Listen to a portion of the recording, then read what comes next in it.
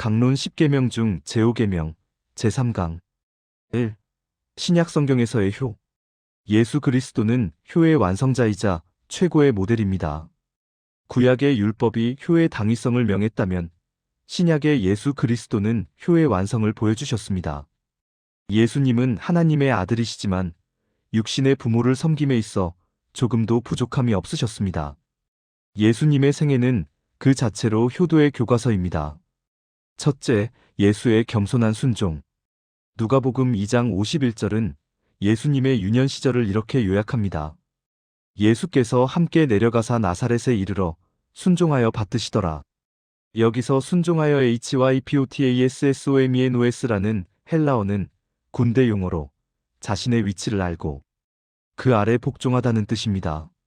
전지전능하신 예수님이 육신의 부모인 요셉과 마리아의 권위 아래 자발적으로 들어가셨습니다. 또한 받드시더라는 지속적인 섬김을 의미합니다. 예수님은 요셉을 도와 목수일을 하며 가게를 도우셨을 것입니다. 자신이 누구인지 아셨음에도 육신의 부모를 무시하지 않고 그 질서에 순복하신 겸손은 성경적 효의 기초가 됩니다. 둘째, 가나 혼인 잔치 어머니의 필요를 세심히 살피다. 요한복음 2장의 가나 혼인 잔치 사건은 예수님의 공생의 첫 기적입니다. 잔치집에 포도주가 떨어져 난처한 상황이 되었을 때 어머니 마리아는 예수님께 이 사실을 알립니다. 예수님은 내 때가 아직 이르지 아니하였나이다라고 말씀하시며 공적인 사역의 시기를 언급하시지만 결국 어머니의 청을 거절하지 않으십니다. 예수님은 물을 포도주로 바꾸심으로 혼주의 체면을 살려주셨을 뿐만 아니라 이 문제를 염려하던 어머니 마리아의 마음을 시원하게 해주셨습니다. 이는 자녀가 부모의 작은 근심까지도 헤아리고 자신의 능력을 사용하여 부모의 뜻을 존중해드리는 섬세한 효의 모습을 보여줍니다. 셋째, 고르반 논쟁 위선적인 효를 타파하다. 마가복음 7장에서 예수님은 당시 종교 지도자들의 위선을 맹렬히 비판하셨습니다. 당시 유대인들은 고르반 하나님께 드림이 되었다이라고 선언하기만 하면 그 제물로 부모를 봉양할 의무가 면제된다는 잘못된 전통을 가지고 있었습니다. 너희는 이르되 고르반 하기만 하면 그만이라고 자기 아버지나 어머니에게 다시 아무것도 하여 드리기를 허락하지 아니하여 하나님의 말씀을 패하는도다. 마가복음 7장 11절에서 13절. 예수님은 하나님을 섬긴다, 교회를 섬긴다는 명분으로 부모 돌보기를 소홀히 하는 것은 가증한 위선임을 천명하셨습니다. 참된 신앙은 하나님 사랑과 부모 사랑이 충돌하지 않습니다. 하나님께 드리는 예배만큼이나 부모님께 드리는 밥 한 끼, 용돈 한 푼이 거룩한 예물임을 가르치신 것입니다. 넷째, 십자가상의 효 죽음 앞에서도 잊지 않은 어머니. 예수님의 효심이 절정을 이룬 곳은 바로 골고다 언덕 십자가 위입니다. 온몸이 찢기는 육체적 고통과 인류의 죄를 짊어진 영적 고뇌 속에서 죽어가던 그 순간 예수님의 시선은 십자가 아래서 오열하는 어머니 마리아에게 머물렀습니다. 예수께서 자기의 어머니와 사랑하시는 제자가 곁에 서 있는 것을 보시고 자기 어머니께 말씀하시되 여자여 보소서 아들이니이다 하시고 또 그 제자에게 이르시되 보라 네 어머니라 하신데 그때부터 그 제자가 자기 집에 모시니라. 요한복음 19장 26절 27절. 예수님은 맏아들로서 홀로 남겨질 어머니의 노후를 걱정하셨습니다. 그래서 가장 신뢰하는 제자 요한에게 어머니를 부탁하셨습니다. 이는 육신을 떠나는 마지막 순간까지 자식된 도리를 다하고자 했던 지극한 사랑의 표현입니다. 십자가의 대속 사역이라는 우주적인 과업 앞에서도 예수님은 가족이라는 가장 작은 공동체를 소홀히 하지 않으셨습니다.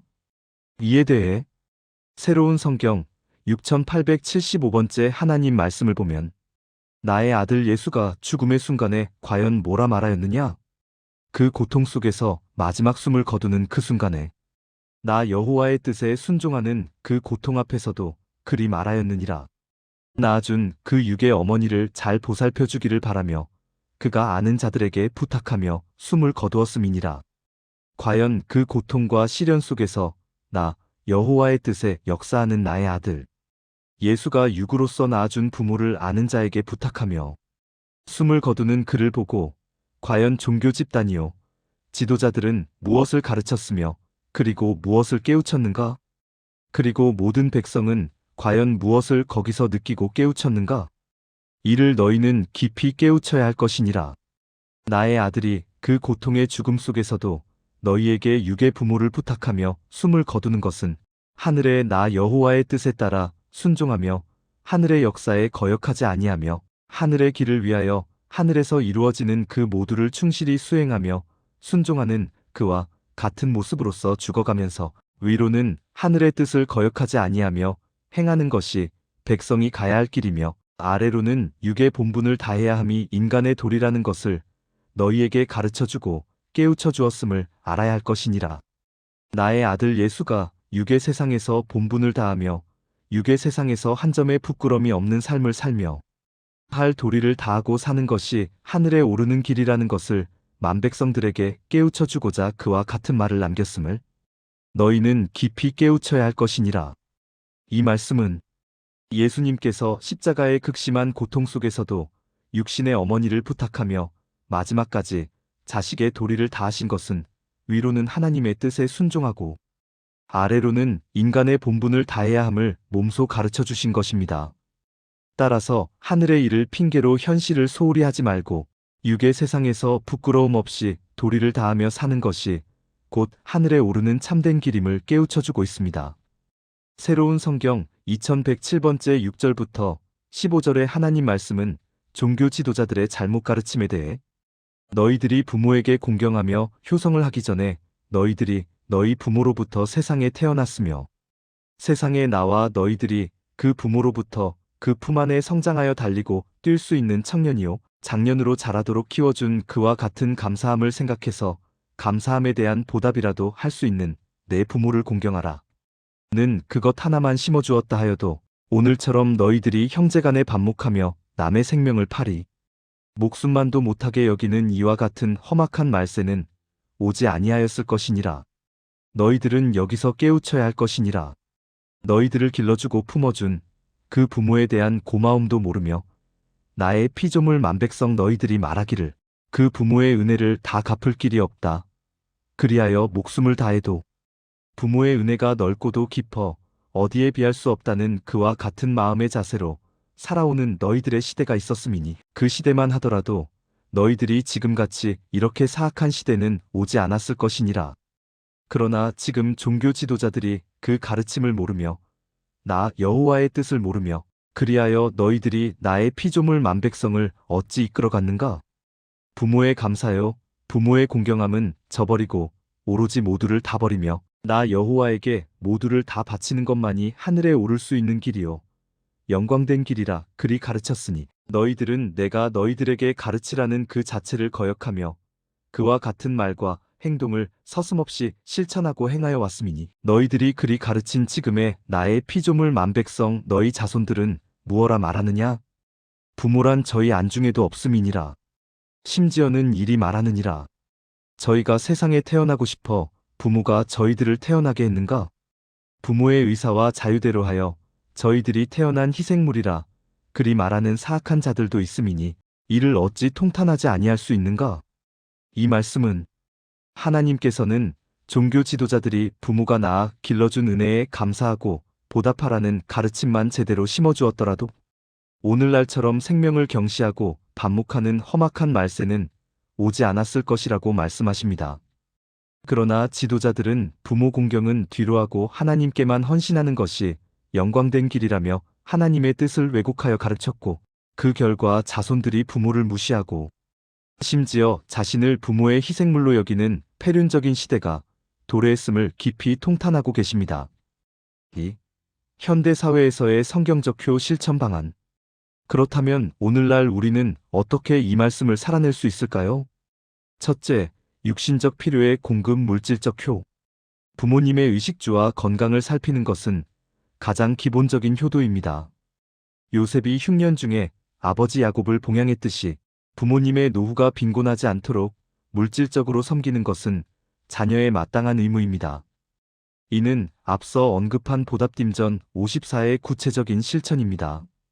즉 요셉이 야곱을 봉양했듯 부모님의 의식주와 병원비 등 현실적인 필요를 채워드려야 합니다. 마음만 있으면 된다는 말은 핑계가 될 수 있습니다. 예수님도 고르반을 비판하시며 물질적 의무를 강조하셨습니다. 정기적인 용돈과 선물은 부모님께 내가 당신을 기억하고 있습니다라는 사랑의 표현입니다. 둘째, 정서적 지지와 경청 마음의 효. 현대 사회의 노인들은 외로움과 싸우고 있습니다. 잠언 23장 25절은 내 부모를 즐겁게 하라고 합니다. 부모님의 말씀을 잘 들어드리는 것 경청, 자주 안부 전화를 드리는 것, 찾아뵙고 얼굴을 보여드리는 것이야말로 부모님을 가장 즐겁게 해드리는 효도입니다. 즉, 부모님의 말씀을 경청하고 그 권위를 인정해드리는 것입니다. 나이가 들어 판단력이 흐려지신 부모님이라 할지라도 그분들의 인생 경험과 부모로서의 위치를 무시해서는 안 됩니다. 잠언의 말씀처럼 늙은 어미를 경히 여기지 않고 그분들의 마음을 기쁘게 해드리는 것이 진정한 효도입니다. 셋째, 영적 구원과 기도 최고의 효. 그리스도인에게 있어 가장 큰 불효는 부모님의 영혼을 방치하는 것입니다. 아직 믿지 않는 부모님이 계신다면 눈물로 복음을 전해야 합니다. 영원한 천국에서 함께 사는 것보다 더 큰 선물은 없기 때문입니다. 이미 믿으시는 부모님을 위해서는 그분들의 믿음이 천국 가는 날까지 쇠하지 않도록 돕고 기도해 드려야 합니다. 이에 대해 새로운 성경 3758번째 말씀. 나의 계명에 내 부모를 공경하라. 기록하여 너희들에게 깨우쳐 주었으며 형제와 반목하지 아니하며 부모에게 공경하라.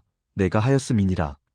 너희들이 지금 구원을 받기 위하여 너희 손으로 지은 성전에 와 제물을 바치며 울고불고 나에게 기도하나 그 기도 소리가 나에게 들리지 아니한다 하였음이니라. 너희들은 여기서 하나 깨우치고 가야 함을 알라. 너희들이 지금 내 부모에게 얼마만큼 하고 있느냐의 그 행위가 너희들이 나 여호와에게 하는 행위임을 알아야 될 것이니라. 너희들이 너희 부모에게 얼마만큼 공경하며 그 부모의 뜻을 따르며 너희들이 부모에게 지금 하고 있는 그 삶의 형태가 무엇인 줄 알겠는가? 그게 곧 나 여호와에게 너희들이 하는 행위임을 알아야 될 것이니라.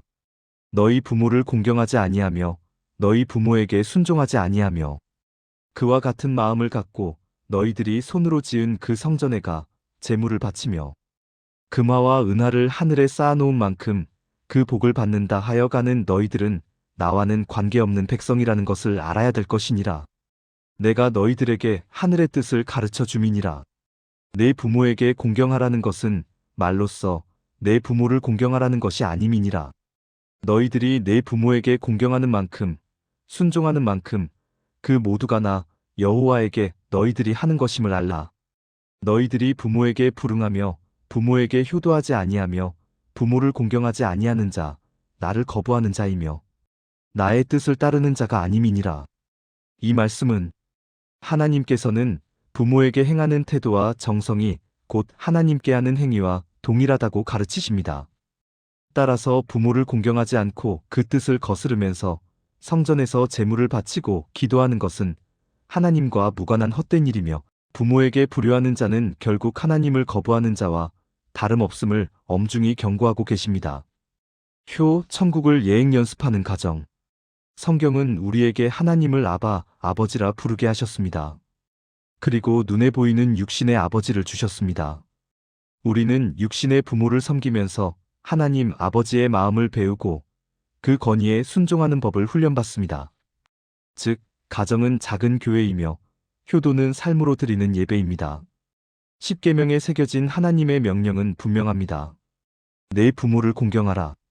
이 명령에는 그리하면 네가 땅에서 잘되고 장수하리라는 놀라운 축복이 담보되어 있습니다. 또한 십자가 위에서 어머니를 챙기셨던 예수님의 모습은 우리가 따라야 할 영원한 표지판입니다. 오늘날 세상은 부모를 거역하는 것을 부끄러워하지 않는 말세의 풍조를 따르고 있습니다. 디모데후서 3장 2절. 이러한 때에 성경적 효와 새로운 성경의 말씀을 실천하는 것은 세상의 빛과 소금이 되는 가장 강력한 증거입니다. 효도는 무거운 짐이 아니라 하나님께서 우리에게 복 주시기 위해 열어놓으신 은혜의 통로임을 기억하시기 바랍니다. 지금 부모님이 곁에 계시다면 그 거친 손을 잡고 사랑한다고 고백하십시오. 이것이 하나님의 뜻을 따르는 삶을 사는 길이요. 누릴 참된 복입니다. 이에 대해 새로운 성경 7125번째 말씀에 의하면 내가 나의 십계명에 너희에게 전하기를 내 부모를 공경하라. 그리 기록하여 너희에게 전하였음이니라. 너희 부모를 공경하는 그것이 나 여호와를 공경하며 나를 사랑하는 그 기본이요 근본이요 기초라 그리하였느니라. 너희가 내가 십계명에 기록하여 내 부모를 공경하라. 그리 가르쳤거늘 너희가 내 부모를 공경하지 아니하고는 아무것도 역사할 수 없다. 내가 그리 말하였으며 내 부모를 공경하는 것이 그것이 나 여호와를 믿고 나를 공경함이라 그리 말하였음이니 여기서 너희는 그 뜻을 알아야 할 것이니라. 내가 내 부모를 공경하라.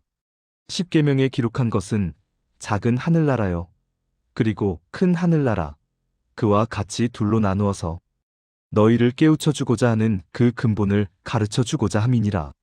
나 여호와가 존재하는 것은 이 세상의 모두를 통제하니 전지전능한 아버지라 하여 나 여호와가 이 세상을 다스리는 큰 부모요 그리고 너희가 작은 가정의 부모라 하여 너희 자식들과 같이 더불어 사는 것이 작은 하늘나라의 한 가정의 형태라. 너희가 그리 내가 보고 너희를 그리 가르쳐 오고자 함을 알아야 할 것이니라.